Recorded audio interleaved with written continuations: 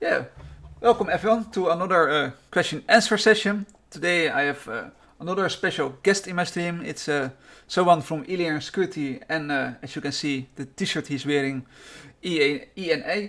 So say hi to Don. Hey everybody, how you doing? And today, yeah, we are going to do some questions and answer as usual. So let me start with my first question. If you remember, when was your first hack ever? The first hack you ever did, if you remember. My first hack ever. Okay, so um, I don't know if I necessarily remember the absolute first one, but I can share with you an interesting story. Um, so I actually had done some war dialing. So if that kind of dates me, then there you go. Um, but I did some war dialing, and I happened to find a computer system that was online. And again, online meaning I had to use dial up to dial directly into that particular number, so I would get directly to that server. And after doing a little hunting around, I figured out that it was actually the computer that ran the scrolling light sign at the top of um, a local stadium that for the university basketball team. So what I ended up doing was I figured out, all right, I could list all the messages that were scrolling on that light screen outside of the stadium. So let me verify that that's it. So I actually drove over there with my dad, um, and he saw that, and we saw it, so we knew that's what it was. And then I looked up some news and tried to get something that might be appropriate to the university and the basketball program, but wasn't quite yet on that scrolling light sign. And so I figured out how to edit that file. I added my message. We drove back out there, and sure enough, my message was there. It's really an interesting story, and yeah, how was the feeling when that happened? It was actually pretty amazing. You get that initial excitement that, hey, my war dialer found something, and then you dial in and you're not quite sure what it is, and so then you have to do what a lot of people might call OSINT these days. But you do your research to try and figure out what is it, what's it associated with, and then you make your guesses and you try and figure it out. But probably the best thing um, is that I was supported by my dad. He thought it was really cool. He didn't think, like, don't do that. What are you doing? Of course, like everything, it comes with a life lesson. So I think the life lesson after that particular experience was, I think, like most security professionals or most people who are into this and love hacking, you want to share that accomplishment. And so what I did was I went onto a local bulletin board system. Again, we didn't have the open internet at the time. So I went into a local bulletin board system that I was part of that community, and I shared what I did. And this was pretty common that you would share a lot more details. Again, because it wasn't the internet, it was a private bulletin board system. So it was just a small group of local people. Well, what ended up happening was I shared the information, and we would normally share the details of our hack. And lo and behold, I went in there another time, and there were all these messages about, you know, uh, John loves Sally, or, hey, suck my whatever. So there are all these horrible messages on there. Sure enough, I go to sign in again at another time to try and fix what they did. And they apparently, the admins of this server changed the number, figured everything out. I couldn't get back in. So sometimes sharing isn't necessarily the best thing in the world. Yeah, yeah, that's true. Well, it's really an amazing story, and yeah, as your first hack ever, I think it's an interesting hack. Definitely writing a blog about it. That might be fun. I mean, some of the other ones that I did around those times, there was no such thing as unlimited long distance calls, and so there was a way where you could get.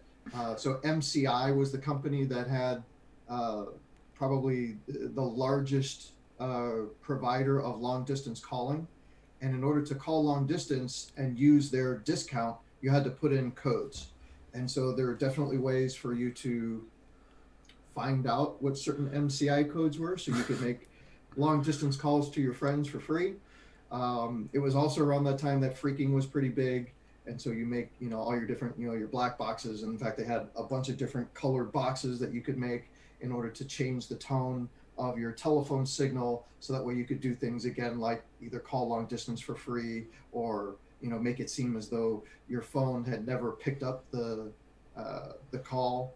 So there are a lot of other things that you could do, but I figured that was a fun story to share, the one about the scrolling light sign. At least you had to do a little bit of OSINT, so yeah, it can sharpen your skills. Yeah, well, thank you for answering my first question. Let's go to the second question. Yeah, did you went to college or did you learn everything by, yeah, you said there was no internet back then, but yeah, did you read books or yeah, whatever you had back then? Well, back then there really was no such thing as having a full-time security job, or there was no such thing as ethical hacking or pen testing for a living. Um, so to take a step back, when I went to college, I actually went for mechanical engineering. For me personally, I didn't like college. I didn't like the environment. I didn't think that it was teaching me stuff that I would use. Definitely with my interest in IT back then, um, even to a certain extent these days, they don't really teach you what you need to know in order to do the job. And you could just imagine how far behind they were at that time because it just wasn't as prevalent. So that being said, I actually left the university and I kind of floundered for a little while because I wasn't quite sure what I wanted to do. I had always played with computers since I was a kid. In fact, just to give you a quick example, I kind of honed my skills a little bit on a portable Osborne computer. So go look that up. It was the Osborne One, and it was what they called a portable computer, but basically it had two giant floppy drives. It had about a 5-inch screen in the middle that was only text, and you had the keyboard that actually clamped to this big giant, like 50-pound suitcase, and that was a portable computer. So I think it had either an 8080 or an 8088 processor in it. It had no hard drive, so you would put your operating system, which I believe was CPM at that time. You would put that floppy on the left-hand side, and on the right-hand side, you would put whatever program you want to run. And that program wasn't enough even to fill that floppy, and so you would save your files. Like if you put in a word processing floppy on the other side, you would also save your files to that same floppy. So there was no hard drive. So I've been around for a little while, so that was kind of where I cut my teeth, as they say. So that being said, I had a proclivity towards IT, but I didn't necessarily feel as though there was, a fantastic, career for me there. And I kind of fought that for a little while. So as soon as I left the university, I kind of bounced around. So as I was going to school, I made money by being a waiter at a steak restaurant that was owned by my sister's husband at the time. And it was steak and wine, and so it was a very expensive menu. So I made fantastic tips, and so I did really well. And at that time, I was making more money doing that than I would have if I did a full-time IT job. One thing led to another. I ended up working for my dad for a little while. He has a transmission shop, and I just kept fighting that urge. And then, lo and behold, and I was still playing and hacking in my basement, doing the things that I like to do and experimenting, building computers, that kind of stuff. Eventually an opportunity came and somebody said, hey, I know you know computers. Well, I know this psych hospital is looking for a systems admin. Would you be willing to give it a go? And finally I was like, all right, I'm not really a restaurateur. I'm not really, a grease monkey mechanic. So, all right, I'll give it a go. And lo and behold, that was my first full-time job doing IT for a living. And that was back in the early 90s. And I never looked back. Well, thank you for the interesting and long story. Yeah, we do not need to do any OSINT about you because we know everything now. But no. I don't have much to hide. I'm an open book. Now, guys who are watching, go try your OSINT skills and search for Dawn. But thank you for answering that question. Yeah, you were mentioning that you indeed went to college, but you quit college after some months. But in those months that you were at college, did you perhaps hacked something or break something accidentally or purposely? If you can talk about it. Um, no, not really. I mean, not there. I think probably the only cool thing I did school related in hacking was when I was in a programming class in high school. They had a little makeshift network set up, and so if somebody couldn't finish that particular programming project, I would sell access to my file. so so I did that. But no, I really was kind of moving away from being just dedicated to computers, and I really wanted to do mechanical engineering. I wanted to be an engineer somewhere in the space industry. Um, and again, that just didn't quite work out for me. I just wasn't a big fan. I think I floundered a lot, and maybe a lot of people who uh, are intelligent in areas of technology, they kind of flounder, especially back then, because there wasn't anything specific for you in that computing realm. Um, so I went to college early. So during my senior year of high school, I did half a day at high school, and the second half of the day I did at the local university. Um, so yeah, no real major hacking break-in stories, or as you said, maybe none that I feel like sharing. Well, thank you for telling. Yeah, it seems that you are already in the field for a long time, long before we, the watchers, are. Do you see any changes, perhaps, since the day you started in this field and the moment at right now? Do you see any? Oh, Yeah, there's a ton. So probably the two things that I'd mention right off the bat is that there was no a emphasis on security, and there were no jobs specifically geared towards a security role. So, as an example, when I was a systems admin for a psych hospital, I I was the only guy. I had to maintain the phone systems as well as the computing systems there, and if anything happened, not only did I have to solve it, but also this was before the internet, and so there was no such thing as opening up your entire internal network to the outside. So there was a lot less concerns there, and because of that, if there was something that was um, let's just say that if the security was lax, it really didn't affect you in a big way. So there may have been somebody who, maybe got access to a file that they shouldn't, but it was all internal. So there was a lot less malicious stuff going on. There were no such things as HIPAA. yeah. So with that, there has been a lot of changes, and I would say in a positive way. Of course, as we know, when the internet came along, everyone just kind of jumped on that bandwagon and opened everything up.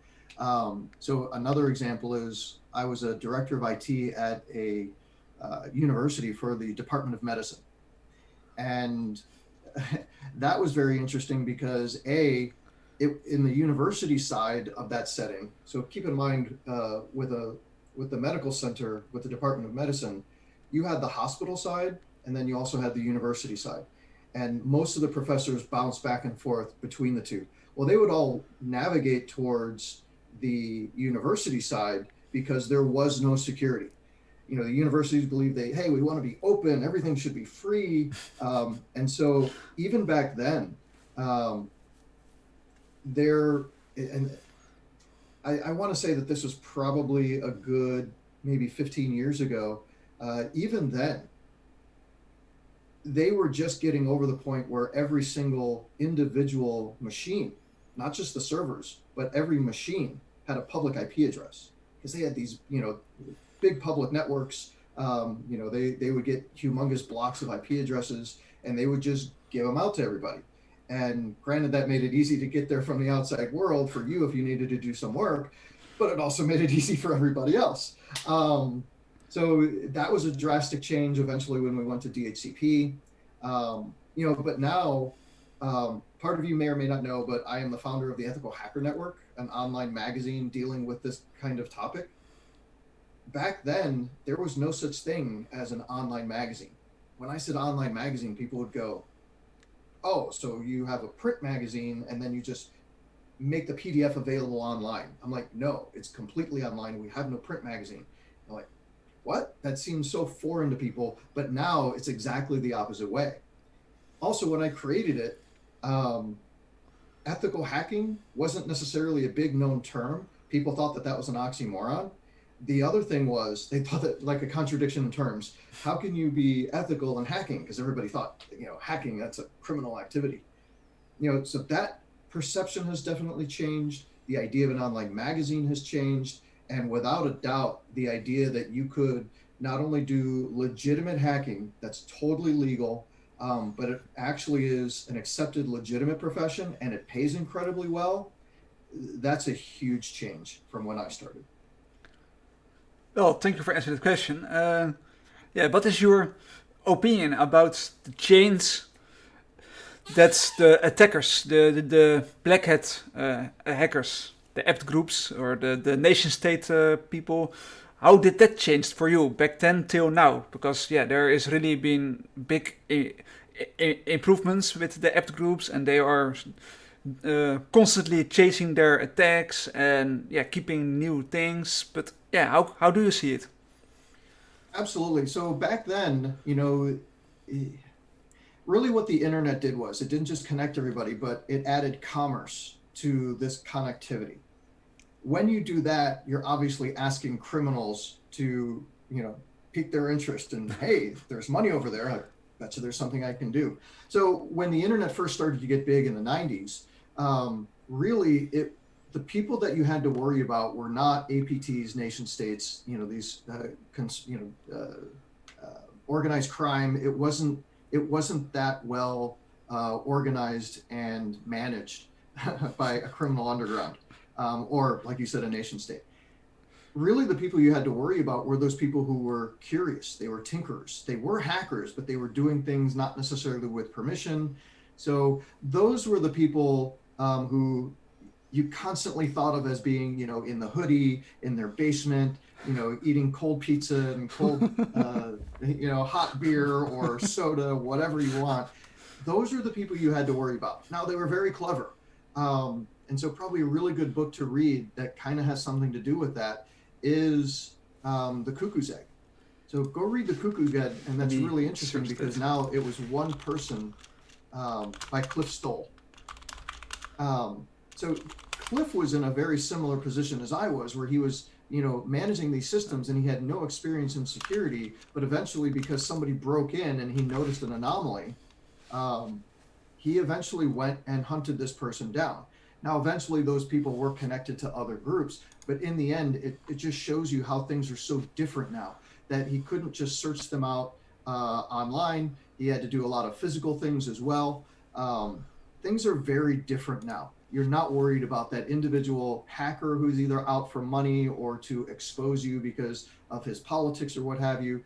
There's big money in the internet now. And of course, with that, there's always going to be an underground society that goes along with that. So that is absolutely a huge change. And that led to, additional fields of study as well as employment in our industry. So things like threat hunting. That was something we never thought about doing 5, 10 years ago. And now it's pretty common for an organization that actually has more of a mature cybersecurity outfit going on in their organization.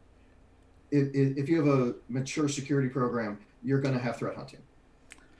Yeah, and you have bug bounty, open disclosure. Those are also new to the public and recently came public. So yeah, it's nice to see that they are moving this fast, and yeah, many people. Yeah, like anything, it's that arms race. Yeah. They're going to get better, or they're going to go after new targets in any way. But I like to compare almost everything that I do in the virtual world or the cyber world.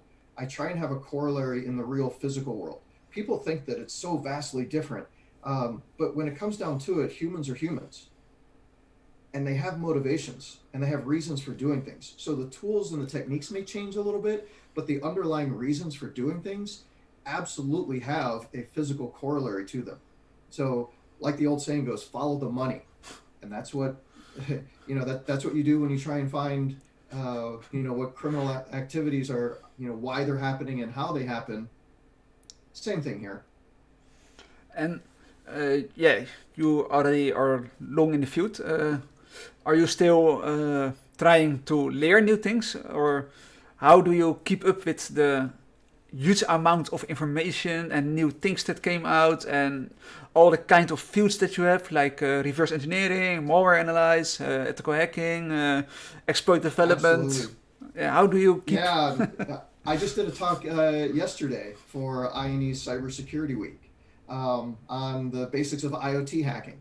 So to me, that's a huge interest, again, because when I went to school, I was very interested in mechanical engineering. And so I like tinkering with things and figuring out how they work, which again is part of that hacker mindset. So I'm not an expert in any field at this point in my career, because being a director of community, I do a lot of things like this where I'm doing outreach for my company. I'm letting people know about what we do and how we do it. I help people advance their careers. I share my experience. And so I don't get as much time to get as much hands on as I'd like, but everyone has to realize, and maybe this is something you can think about now, no matter what age you are. If you like to learn, and not necessarily what they're teaching you in school, if they're forcing you to do something, this is not the same. But if you love learning and you find a topic that you like and you just can't help yourself and you're up either all night or you're thinking about it all the time, then you probably have what they consider that hacker mindset. If you have that hacker mindset and you don't mind being a lifelong learner, this field may be for you. So I was always like that. So I still love learning. So I will go through, the INE courses. I still do things like Try Hack Me. I watch a lot of presentations. I listen to a lot of people. So as much as I possibly can. But again, being more in management, dealing with the community, also in my personal life, I'm a dad of 2 teenagers. So that takes up a ton of time. Yeah, But I do the best I can. yeah. Time is always flying. Everyone Yes, wants. sir. Everyone wants 48 hours in a day instead of 24, but unfortunately that's not possible.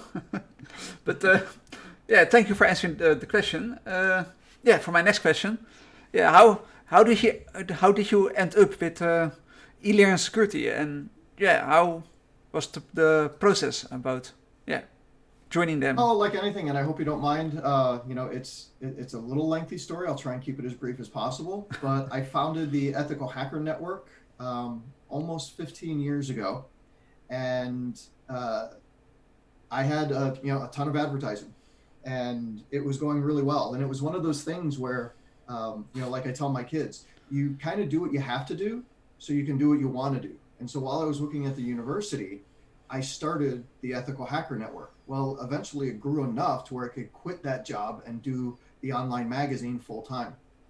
So, online advertising is a unique way to get money, especially at that time. And things just kept changing. And so you would go from, let's say, doing rotating banner ads to doing static ads to doing ads with links, and then you have to sell, or coupon codes. There's all these different ways to try and make money, but it keeps changing all the time. And so due to some personal things in my life and wanting to have something a little more steady for my children, I decided to go and basically stop doing the Ethical Hacker Network. And I got a quote unquote real job with a solid paycheck and benefits in the whole 9 yards with a company called Optiv. So I worked for Optiv for a couple years, and I had been to Black Hat, DEF CON, all kinds of different events throughout my career while running the Ethical Hacker Network. Well, I happened to be asked again by Optiv to represent them at Black Hat. Well, lo and behold, I saw that ElearnSecurity had a booth there. They were an old advertising client of mine. I went and asked if the CEO was around, and that was Armando Romeo. So he was. We ended up meeting up, and we had a fantastic conversation reminiscing about how many people love the Ethical Hacker Network, how that's how they got into hacking. It launched their careers, and the amount of feedback that we got on how much we really help people, it was a good feeling. And as we were reminiscing about this, Armando looked at me and said, what would it take to bring it back? And it was that little innocent question that just planted that seed. And lo and behold, it grew and grew pretty quickly, because I think within about 2, maybe 3 months, I had quit Optiv. I went to go work for ElearnSecurity, and basically they acqui-hired me. So they basically acquired the content for the Ethical Hacker Network, and then hired me on to relaunch it and get it up and running again. Then lo and behold, INE bought ElearnSecurity, and so that's how I ended up with INE. So lo and behold, that's the story. Kind of like what I'm doing now. I not only still get to play with a bunch of stuff, I get free access to a bunch of training materials that are completely top-notch and totally hands-on, and I get to do things like this, and I get to talk to the community, and that's actually what I love best. Yeah, well, thank you for answering that question. And I have one question, and yeah, it's not offensive meant, and I don't know if you know. I won't take it as such. If you can answer this question, but I think many people who are watching right now are curious about why did ElearnSecurity change their payment model? Why did they go from paying for one course and now they changed the entire payment module that you need to pay? I believe it's 2,000 or 4,000 for all modules, and you need to pay separate for the exams. Can you? I don't know if you know it, but yeah, can you tell us more about it? Why did they do it? Yeah, I do, and in fact, I can shed light on something else. But so basically, what we did in the fall of last year is that we split ElearnSecurity in two. So ElearnSecurity, what they were providing were a whole bunch of different individual courses. Every single one of those courses had an associated certification exam. And ElearnSecurity not only provided the training, but also the certification exam. And we were growing, we were doing really well. Eventually we were bought by INE. And for a while there, because INE bought us almost 2 years ago, ElearnSecurity remained a completely separate entity. But what happened last fall was we separated the training and the certifications. Now, we did that for a couple of reasons. First of all, INE already had a really good platform for teaching things like Cisco certifications, Microsoft, CompTIA, a whole bunch of others. And they had a fantastic platform where you can access a bunch of stuff. And so all of the training materials moved over to the INE platform. ElearnSecurity remained as a separate entity, but now it is only a certification body. Now, another cool thing about that is that there's a lot of government organizations around the world that won't necessarily recognize you or recommend your certifications or make them requirements for their jobs if it is part of another organization that does the training as well. They want it to be a separate organization where they determine the certifications on their own, and it's a standalone entity. So that was the main reason why we did that. The other thing that we did was we moved, so keep in mind, the way ElearnSecurity used to be is that you would have to buy every individual course. Now with that, probably the average cost of the course was probably somewhere between $1,000 and $1,500. If you wanted unlimited labs to go along with that, now you did get some lab time with that, but if you wanted unlimited labs, that was another $300 on top of that. Okay. When we did the research and looked at our own data, we found that most people would do multiple certifications at the same time, but they also said we would do more, but they're expensive. Now, granted, compared to the rest of the industry, when you were doing online learning, we were pretty much on par with what the industry was offering. But in addition to that, if you were looking at doing, let's say, a boot camp with the number of different providers that do, 5, 6, 7 day long boot camps, those were really expensive. We were much, much cheaper than they were. And so what we decided to do is when we moved over and announced that we were launching every single course that was on ElearnSecurity, now it's available on the INE platform, we decided to go with a flat fee of $2,000 per year. But that wasn't just for one course. It was for every single course that ElearnSecurity offered. Plus, we gave you unlimited lab time for every single one of them. So for most people, it wasn't that bad of a deal. So I'll also share this with you. When we made this announcement, our audience was basically made up of three different buckets. So the first one were people that knew INE and INE only. There was another bucket that didn't know either INE or ElearnSecurity.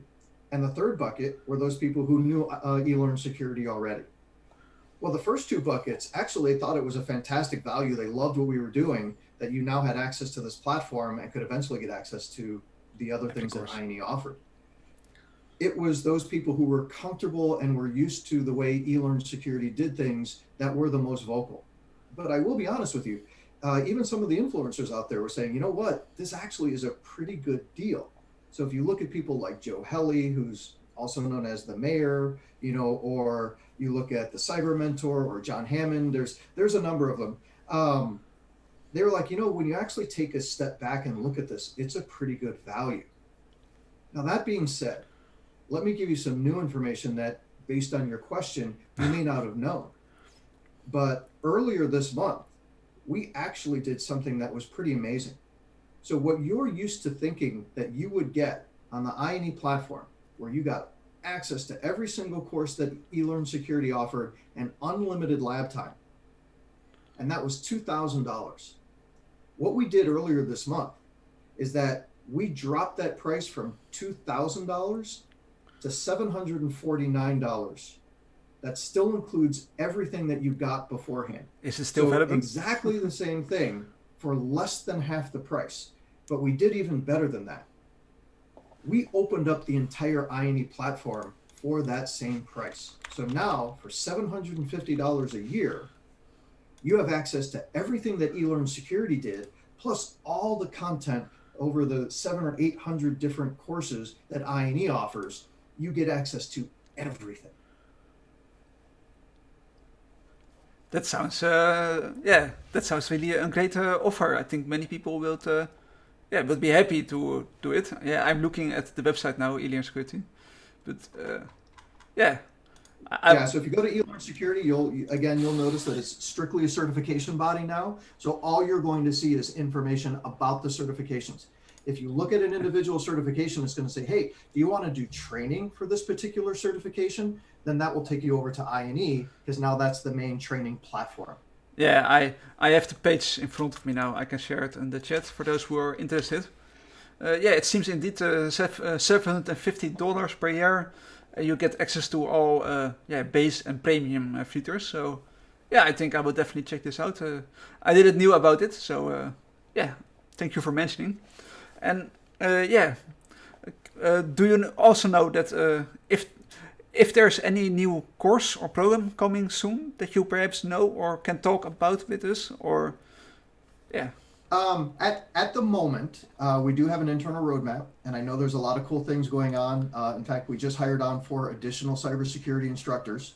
One of them being Philip Wiley, who a lot of people in the community know. He's the co-author of the Pentester Blueprint. So we could quite literally say that he wrote the book on how to get into ethical hacking and become a pen tester. He's now part of the INE family, and we have several others. And so between everything that we've done in the past several months of moving the content over to the INE platform, and then changing the entire pricing structure, making sure that things are working in the back end, we still have some of those kinks that we're working out. So just like any big move that any company makes, you still kind of have to iron out those wrinkles. And we did multiple major changes within the past several months. So we get it. We're getting some support calls and a lot of email about some issues that people are having. And so we're definitely working on making that as smooth as possible. And so with that, most of our focus has gone on that, but we have not forgotten about updating the content, changing it over.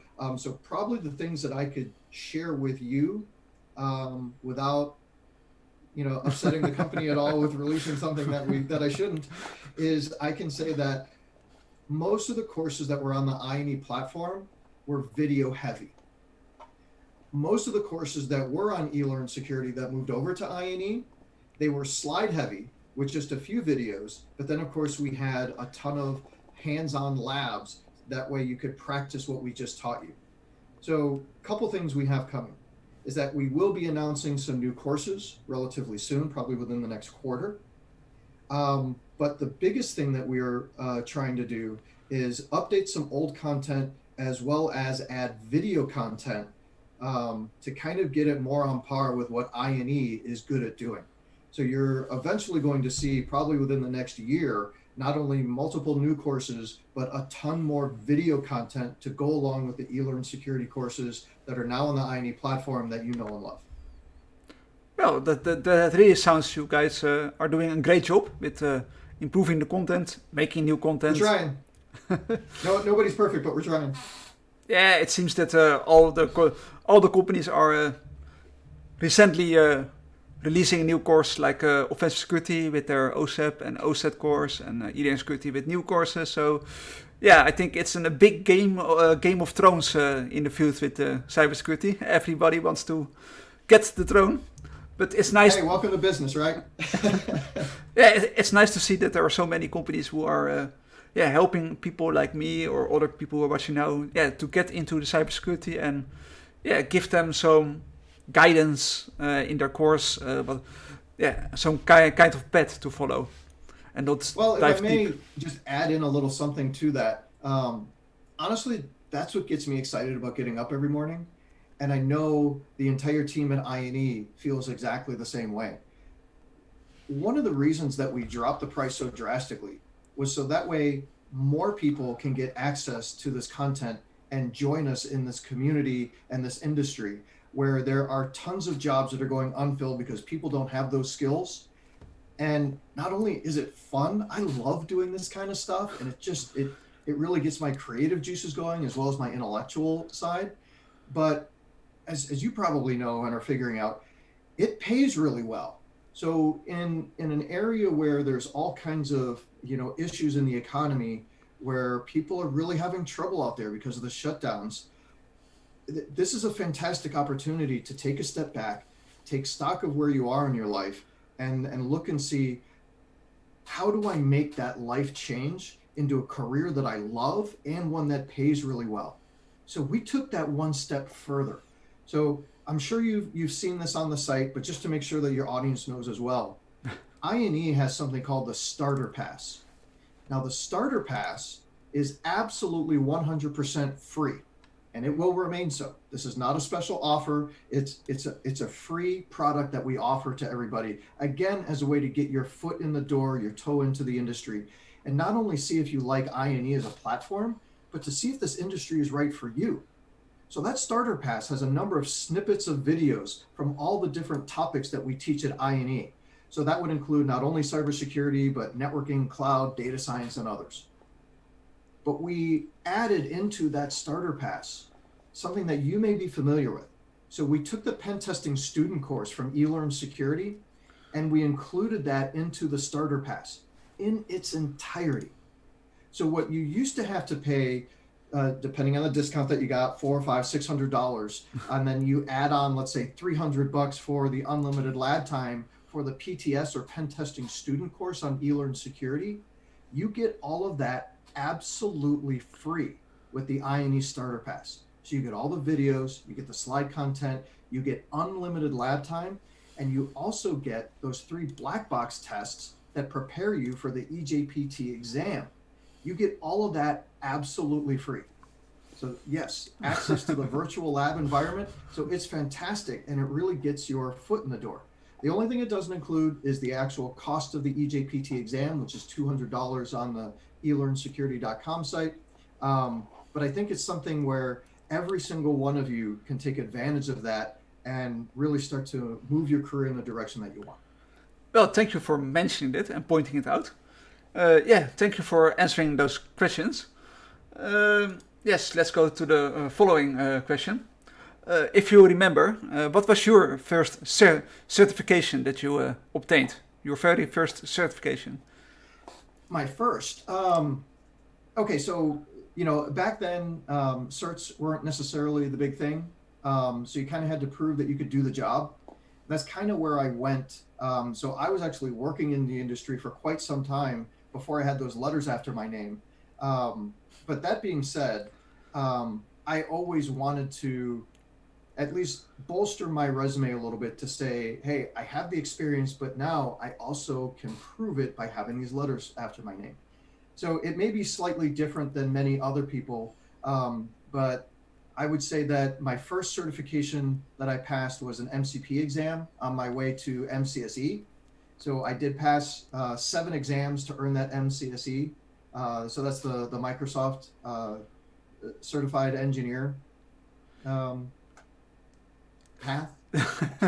Yeah, it's really great that you have that certification, and yeah, it's a That long. was in that was MCSE 2003. At least you have it. So does it expire or no? It doesn't expire, right? Or does it?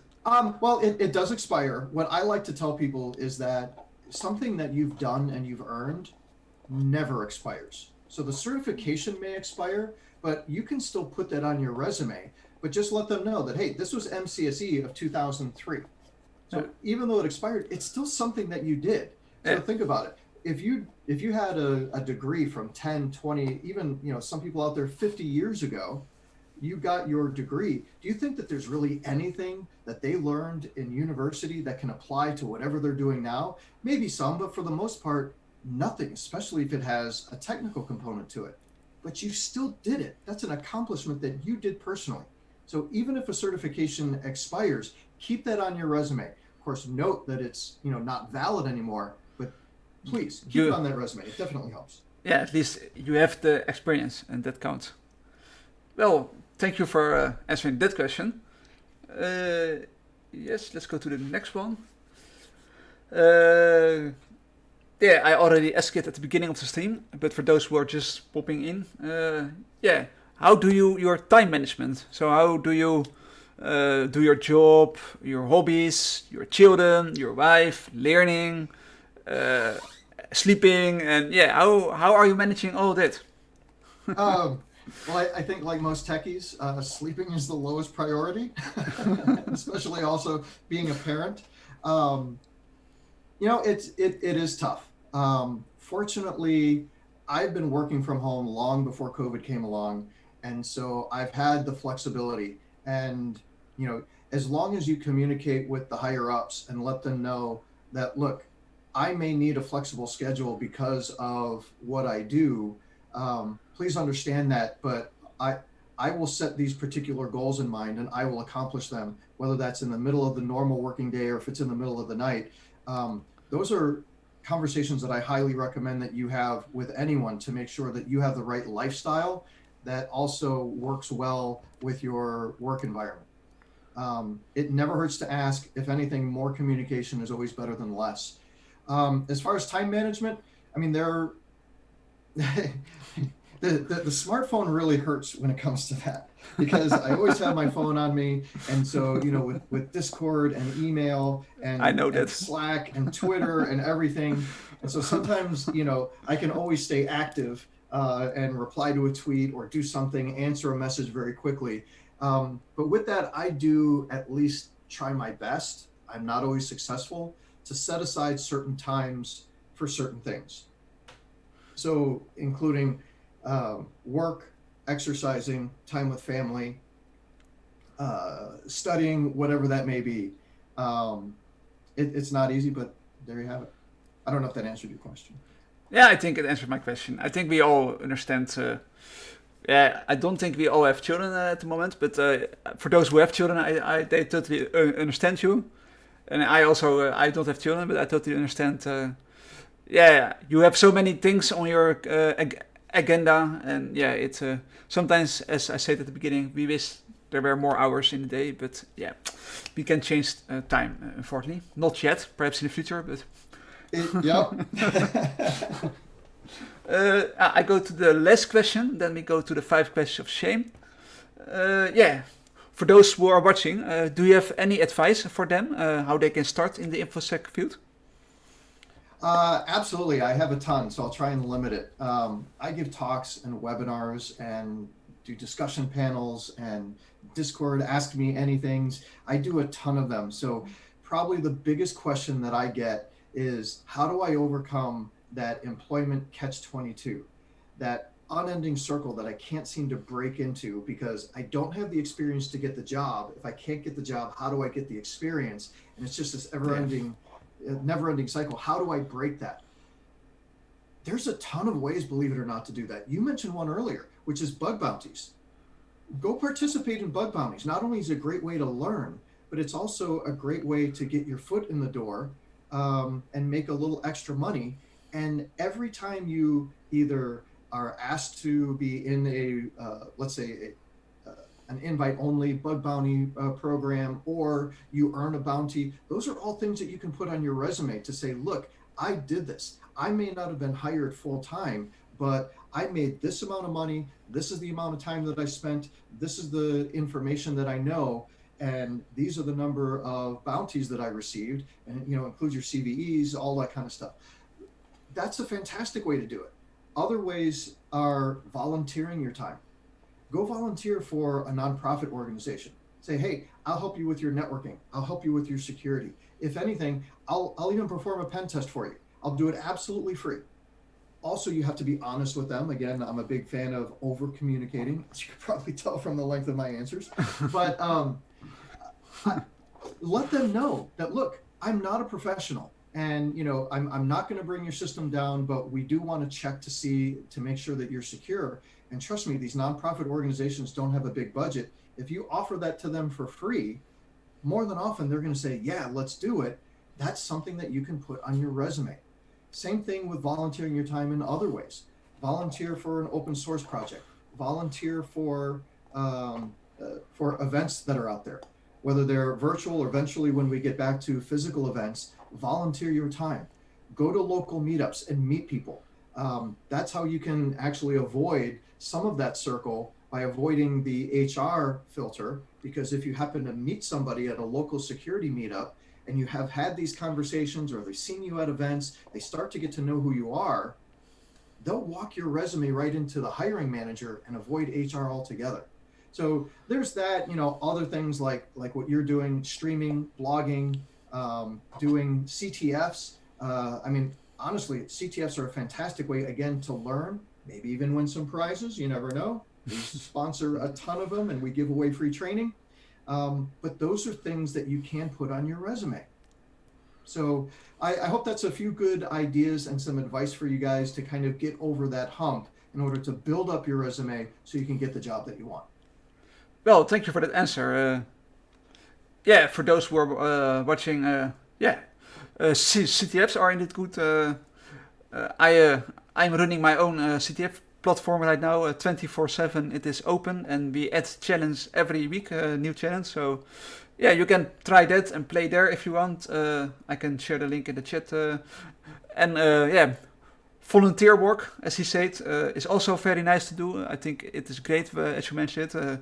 Or you can be crazy like me and do it for 3 different organizations that I'm doing right now. A little bit too busy or too much free time I think, that I'm doing it. But as he said, bug bounty is really, it can be handy on your CV. And I think, those are great tips. Thank you again. And let's jump to the 5 questions of shame. You told me about this earlier, Melvin. You got me a little nervous, but it's nothing to worry about. You can definitely win it.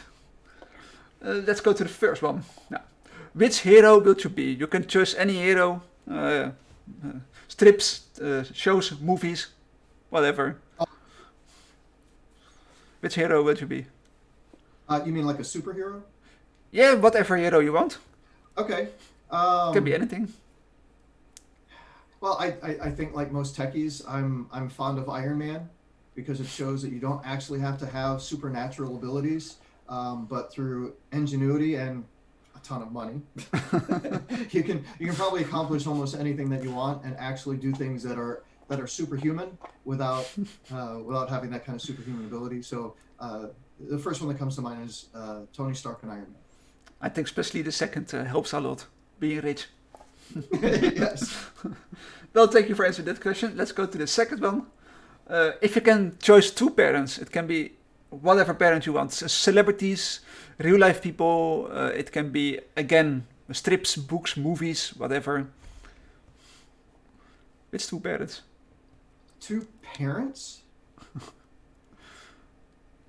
You mean like who would I want to be my make believe mother and father? Yeah, you can choose. Okay. You can choose Kevin Mitnick, the amazing hacker. Uh, and I'm sure Kevin would appreciate this, but I will not pick Kevin. Um, I mean, one of the things that usually comes to mind in questions like this are who do I admire? And so one of those would be like Albert Einstein. But I know as brilliant as he was a horrible father. So along those same lines, I'd probably Tony go. Stark. No, I'd probably go with somebody like Richard Feynman. Hmm. Yeah, that sounds fair. Yeah, he seemed like just a fun guy, unbelievably intelligent, a great role model. He did spend a lot of time with his family. Um, I think he might be a decent father figure for me. Um, a mother, that's a good one. Um, Wonder I'd Woman. probably want. I'm sorry. Wonder Woman. Yeah, Wonder Woman might be there. I don't know. I'm just trying to think of someone. Um, Maybe here's another one. Going back to my interest in science would be Mary Curie. So I think not only was she uh, a brilliant person, and in fact the only person, man or woman, to win the Nobel Prize twice in two different fields. Um, but her daughter won as well, so she had to be some kind of fantastic influence on her daughter. So I'll go with Mary Curie. Well, thank you for answering that question. Great choices, I think. Yeah, let's go to the follow question. What will be your weapon of choice? It can be real weapons or it can be science fiction weapons, or any weapon you just think in your head. Yeah, like a gun shooting bears or Jimmy bears, whatever you want. Um, the, Honestly, the first thing that came to mind is the Matrix. So that way I could just, whatever I need at that given time, I can just make it appear. And also, I wouldn't have to worry about breathing. Yeah, that sounds fair. Yeah, that sounds fair. Let's go to the next question. In a game of scissor, paper, and rock, what will be your first choice? Rock. Always rock. Everybody chooses rock. Yeah, not everybody, but thank you for the answer. Let's go to the final question. You are the first person on Earth to register a hacker name, so every option is available. What will you choose? I kind of like the one that I have. I'm at Ethical Hacker. That's fair. Yeah, yeah. I think it's a great decision. Yeah, I am out of my questions, so let's check the chat if there are some questions there. I saw one question at least. Let me check if there's more.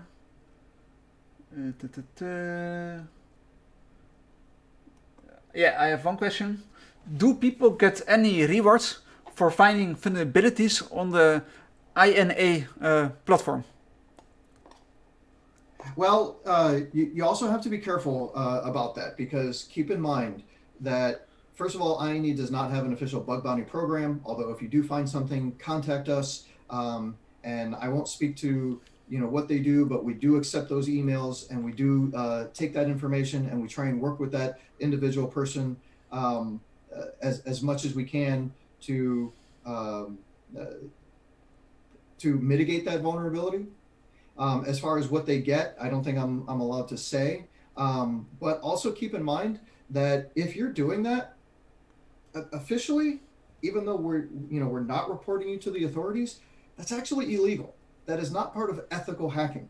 If you are attacking a site and trying to find vulnerabilities in them, and you do not have permission, and that permission can go in the form of you have direct permission from the company individually, or it's part of a bug bounty program that's run by a platform, or it's their own bounty program. Actually, that's illegal. And in fact, there was a huge thing probably 10 years ago or so when pen testing started becoming a big thing. people would use those skills to attack websites that they didn't have permission for. Then they would, or even organizations in their internal networks, and they would say, hey, see what I found? Now you need to hire me in order to fix the problems that I found. That's extortion. That is against the law. That being said, I am a full proponent of allowing people to do independent research and what have you. Just be cautious, because you may find an organization that's not quite as nice as INE is, and they'll stick their legal team on you. They will call law enforcement, and you can have a world of hurt coming your way. So just please be very careful when you do that type of thing. Yeah. This Saturday, I have a talk with the owner of the podcast Darknet Diaries. I think you all know Darknet Diaries. He will come to my session this Saturday, and he can probably tell you some stories about where people did some bug bounty on a website without permission, and I think it did not end it very well for them. He can probably tell you more about that. So perhaps I can take this question for that session too. I think he can come up with interesting stories. That'd be great. Yeah, I'm a big fan of Darknet Diaries. I recommend it to everybody that I talk to as well. Yeah, it's a great story. Nice. I'll try and tune in next week. I will keep this quick question for Saturday. But thank you for answering the question. Let's go to the follow question. There's one more I see. Yes. Do you have any advice on going into the government sector? Or the government, sector. I could tell you some advice, but then I might have to kill you. Oh no, we need to look out now. No. That question can go in a whole bunch of different ways, so I'm not quite sure exactly how they mean. If they want to clarify in chat, actually, just because of the lag of doing the Zoom video and your stream, I only have Zoom up, so I'm not seeing the chat. But if they clarify that a little more in chat, just interrupt me and let me know. But if you're thinking of getting into, let's say, a government agency, like a 3-letter agency, and do some, nefarious things, always keep in mind that there's a different pay scale, but B, you may not necessarily be privy to everything that's going on. And so sometimes you may be asked to do things that you're not necessarily cool with doing. Be careful, because regardless of your political affiliation, whether you're on the left or the right or somewhere in between, you're libertarian, or you don't even match anything, a lot of times you may find yourself in a situation where, again, you're being asked to do something that kind of goes against what you believe, and that's very hard. And this happens whether it's in government or private companies or anything like that. Sometimes you feel as though you have to go along, because if you don't, not only will you get in trouble, but you might get fired, and you need that job, and you don't want to now have on your record that you had this great job, but you got fired. So that's always a tough one.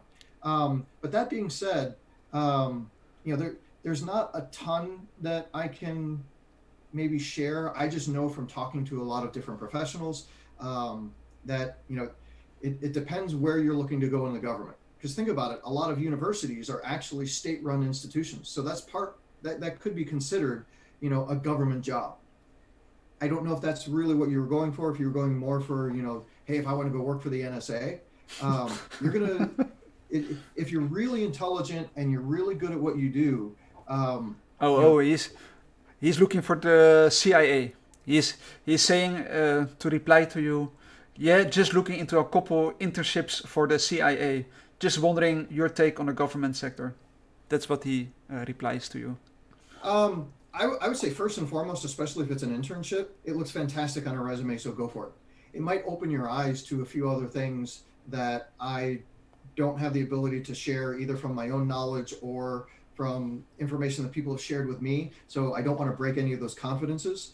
But just keep in mind that if you are going in that direction, you're going to learn a lot.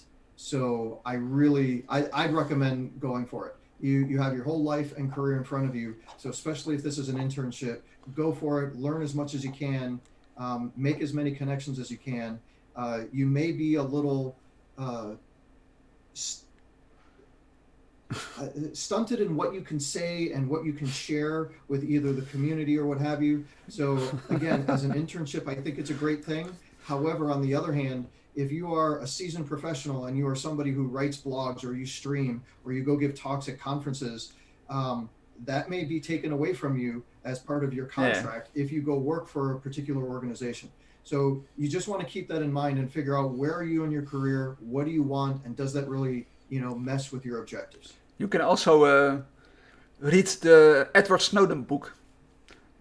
You can you can. You can perhaps do the same thing as he did, and you need to run to Rusland, and you can never come back because they withdraw your how do you say it in English? They withdraw your passport. So yeah, you can never come back to the US. So you can do that perhaps, or you can do as Don said. Yeah, be brave, be nice, and follow the rules. And I think true. it's great. Always be true to yourself. Yeah, always be true to yourself. So that's what Snowden did, and he was being true to himself. So, I applaud him for that. On the other hand, if you don't speak up, that doesn't necessarily mean you're a bad person. Maybe that's just not in you. But that also doesn't mean that you have to stay there and continue working there and contribute to whatever it is that they're doing. On the other hand, you may feel that that is a good thing because we are trying to do, what we can to, secure the nation, secure the world. Again, you can see I'm trying not to get specific on politics. I'm trying to give examples of every different possible belief. All I can say is be true to who you are. Yeah, I think I totally agree with that. And he also replied with, I will follow what Don said about the Edward Snowden story. But thank you for answering that question. And we are at the end of this stream. So, Going fast. The time flies when you are talking with the people. It does. It's a little over an hour, but I know we got started late, but I'm glad we were able to get connected and answer your questions. I'm thrilled to be here with you. Thank you for the opportunity. It was a lot of fun. I want to thank you too for the time for me, and I appreciate it that you came to my session and you want to answer my questions. And I hope you had a great time. And I don't know what time it is there for you, but I wish you a great evening, morning, or afternoon. And I will speak with you soon. I think perhaps we can do it again after some months to see how your progress is going and if there's any news from ElearnSecurity or ENA. And for the people who are watching, thank you again for watching. I hope you too enjoyed this session. I hope all your questions has been answered. And again, thank you all. And to you, John. You're quite welcome. Anytime. It was a pleasure meeting you. Whatever you need, you know how to reach me. We'll talk soon. And until then, happy hacking. Yeah, you too, happy hacking. And have a nice evening, morning, or afternoon. So, bye-bye all. Bye.